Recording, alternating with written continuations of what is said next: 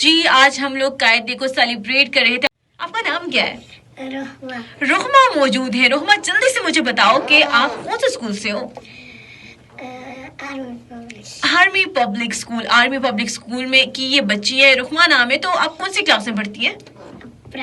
Class prep में। तो आपको कौन सी टीचर पढ़ाती हैं? मैम सोपिया आपको पढ़ाती हैं। Very well done.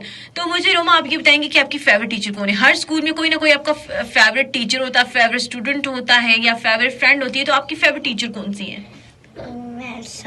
Ma'am Sophia आपकी फेवरेट टीचर। गुड। और आपकी बेस्ट फ्रेंड कौन है? सारे बेस्ट फ्रेंड है। गुड। रोमा के सारे बेहतरीन दोस्त हैं। तो मेरे साथ मौजूद है तलहा।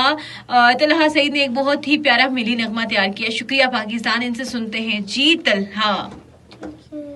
तावीज बना के लगा के हर मुश्किल से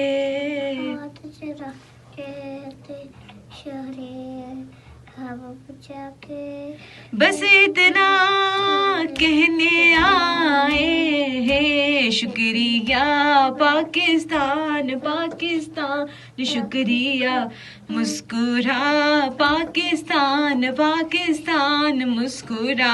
very well done, very well done Talha. बहुत अच्छा लगा आपसे बात करके। ऐसे ही आप हंसते मुस्कुराते रहो।